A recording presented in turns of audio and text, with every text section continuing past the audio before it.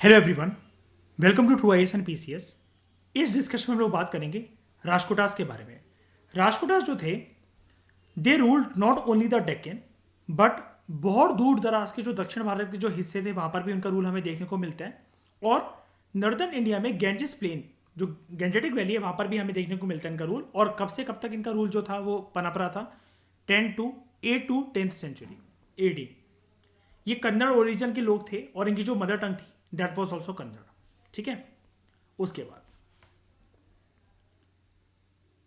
दंती दुर्ग जो था वो फाउंडर था राजकोटा डायनेस्टी का। ये एक हाई रैंकिंग ऑफिशियल था। शुरू शुरू में ये जो जो चालुक्यास थे बदामी के, उनके अंडर काम करता था। दंती दुर्ग ने पावर हासिल कर ली थी, छीन ली थी। इसको हमने मेडिवल इंडिया में देखा था 7th क्लास की आवर पास्ट 2 की बुक में, पहले चैप्टर में। कृष्णा वन जो था, उसके बाद ये रूलर आता है दंती दुर्ग के बाद। इसने पावर कंसोलिडेट करी और राजकोटा एम्पायर को बढ़ाने में काम करा इसने। इसका अहम कंट्रीब्यूशन माना जाता है। और ये ग्रेट पैटर्न था आर्ट एंड आर्किटेक्चर का। ये वाली चीज़ तो आप पता है, great pattern of art and architecture, ये चीज़ तो आपको पूरे के पूरे साउथ इंडियन डायनेस्टीज में देखने को मिली जाएगी, स्पेशली एंशिएंट टाइम में। एंशिएंट से मेडिवल तक तो आपको पूरा पूरा ये चीज़ एक कॉमन लाइन देखने को मिलेगी ऑलमोस्ट 90% रूलर्स के बारे में। जो कैलासना टेम्पल है एलोरा का, ये इसके द्वारा बिल्ड करा गया था, कृष्णवन के द्वारा। तो ये आपको एक फैक्ट मिल गया। राजकोटा किंग्स के बारे में और जानते हैं थोड़ा सा। सबसे ग्रेट किंग जो राजकोटा डायनेस्टी का जो अभी तक हुआ है इतिहास में जो माना गया वो है अमोघ वर्ष। इसने नई कैपिटल एक बिल्ड करी थी एट मान्यखेत, जिसको हम आज के टाइम में मालखेत भी बोलते हैं कर्नाटक के अंदर, और ब्रोच, जो आज के जो बाद में इन्होंने पोर्ट सिटी बनाती थी। अमोघ वर्ष जो था ये जैना था। ठीक है। इसने जैनिज्म को अपनाया था एक बुद्धिस्ट मंक के कहने पर, जिना सेन के द्वारा। इसके बाद सक्सेसर जो इसका आता है वो आता है कृष्ण टू, जिसने who succeeded his father Amoghavarsha, और इसको डिफीट सहनी पड़ी at battle of Vallala. Vellore district में एक बैटल हुआ था। किससे शिकस्त खानी पड़ी इसको? चोलास के सामने। और चोलास की साइड कौन लड़ रहा था उस टाइम पर? परांटक। कृष्ण थ्री जो था ये लास्ट एबल काबिल रूलर था राजकोटा डायनेस्टी का। इसने चोलास को डिफीट कर दिया था in the battle of Takkolam, again Vellore district में, और इसे थंजावुर को कैप्चर कर लिया था। यानी कि कौन से बैटल में जो राजकोटा थे वो हारे चोलास के हाथों? Battle of Vallala. कौन से बैटल में जीते और उनकी कैपिटल पे कब्जा कर लिया था चोलास की? Battle of तकोलम। चालुक्यास जो थे अंडर कृष्णा थ्री, ये दूसरी डायनेस्टी जो थी उत्तर भारत में, उनके साथ लड़ रहे थे। कन्नौज की कंट्रोल में, कन्नौज के इंपॉर्टेंट सेंटर के तौर पर ये बन गया था। और इन्होंने कृष्णेश्वर टेम्पल बनवाया था रामेश्वरम में। गोविंद थ्री जो था वो लास्ट रूलर था, ये पूरे के पूरे एम्पायर को संभालने वाला। और इसकी डेथ के बाद राजकोटा पावर पूरी की पूरी तरीके से डिक्लाइन हो गई। ठीक है। जो कंट्रीब्यूशन थे राजकोटास की लिटरेचर, आर्ट एंड आर्किटेक्चर में, वो क्या थे? लिटरेचर में कन्नड़ लैंग्वेज बहुत ज़्यादा प्रोमिनेंट उभर कर आई। ये हमने चीज़ देखी, यहाँ पर सेम चीज़ लिखी हुई है। ठीक है। अमोघ वर्ष ने एक चीज़ कंपोज करी थी, उस टेक्स्ट का नाम था कविराजा मार्ग। ये फर्स्ट पोएटिक वर्क था कन्नड़ लैंग्वेज के अंदर। ये क्वेश्चन आपको देखने को मिल सकता है।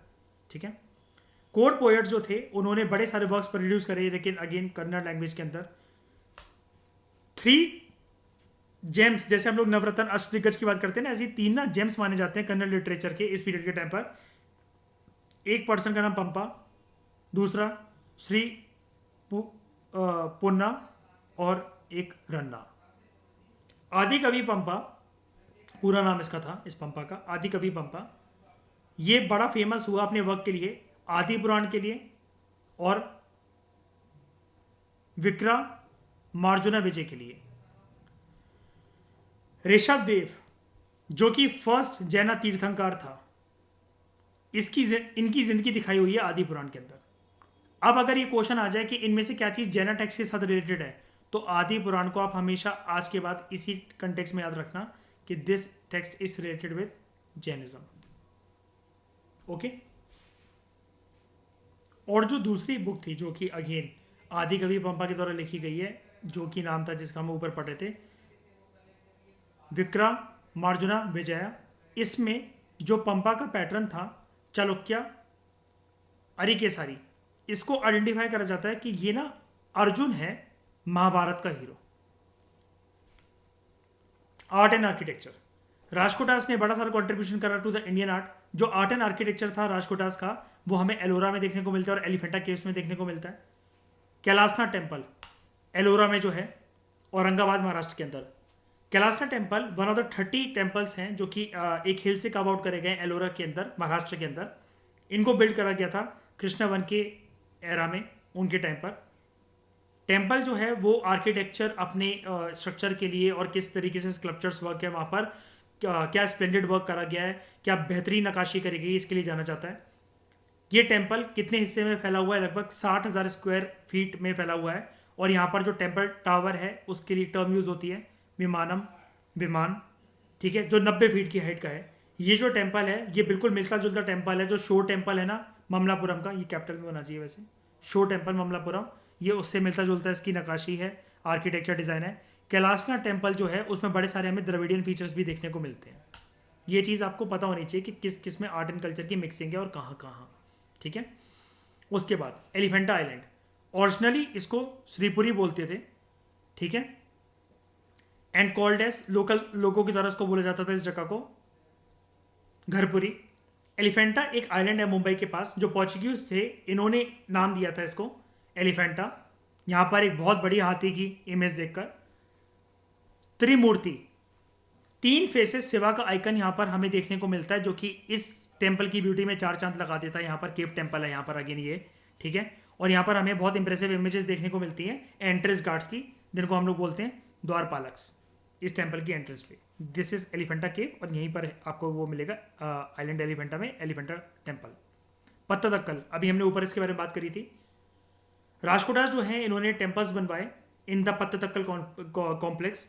जैन नारायण टेम्पल जो है और काशी विश्वेश्वर टेम्पल जो है, इनको राजकोटास के द्वारा बिल्ड करवाया गया, ठीक है। ये है Jain Narayana temple.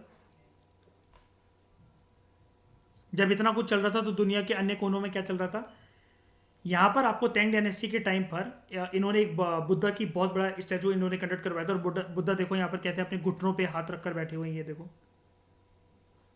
Chinese form of Buddhism का ये वो है, एक नक्काशी है। चाइनीज फॉर्म ऑफ बुद्धिज्म में जो अक्सर आपके घरों में रहता होगा या आपने बचपन में देखा ही होगा, बचपन से लेकर अभी तक, लाफिंग बुद्धा जो है ना, वो भी बुद्धा का ही रूप माने जाते हैं, ओके। 71 मीटर टॉल है ये, इनको बोले जाते हैं हम लोग लेशान जाइंट बुद्धा। काफ़ी ज़्यादा वर्ल्ड के बेहतरीन आर्किटेक्चर नमूनों में इनकी तारीफ होती है। एक टाइम पर काफ़ी बड़ा स्टैचू का दर्जा भी था इनको। Baghdad, the greatest city of Islamic empire, ये इस टाइम पर पनप रही थी। या जो रूलर्स थे वो काफ़ी ज़्यादा प्रॉस्परस थे और वो रूल कर रहे थे काफ़ी रीजन को, और वो भी अपने आसपास के एशियन एम्पायर्स वगैरह को एक्सपेंड कर रहे थे, कंसोलिडेट कर रहे थे, उनको हरा रहे थे। ये वाला घटनाक्रम भी 8 से लेकर 10th सेंचुरी में चल रहा था। हमारी पूरी की पूरी बेसिक लेवल पर, और बेसिक लेवल का मतलब ये होता है हमारा पूरा का पूरा स्ट्रक्चर और पिलर बहुत अच्छे से तैयार हो गया है। आज हमारी एंशिएंट हिस्ट्री पूरी तरीके से कंप्लीट बेसिक एस्पेक्ट से। अब हम कुछ भी स्टैंडर्ड चीज़ पढ़ेंगे तो जैसा मैं नोट मेकिंग आपको बताता रहता हूँ कि जो लोग नोट्स बना रहे हैं वो बहुत फ़ायदे में है, लाइक अंकिता। और साइड में बस अब उनको मार्जिन में बस वो चीज़ें ऐड करनी है जो भी हम स्टैंडर्ड बुक्स, आने वाली बुक्स लाइक 11th क्लास की तमिलनाडु NCERT, फाइन आर्ट्स की बुक है, Nitin Singhania art and culture 4th edition है, पूनम दलाल दहिया की बुक है, ऑक्सफोर्ड की बुक है, या कुछ भी है, तो उसमें बस उनको साइड में वो चीज़ें जो जो नहीं मिलती जाएंगी वो उनको ऐड करनी पड़ेगी अपनी A4 शीट में। And those persons will be done with the notes, और अपग्रेडेशन उनको देखने को मिलती रहेगी, वो खुद कर सकते हैं उसके बाद। इस डिस्कशन में फिलहाल इतना ही। Thank you very much for discussion.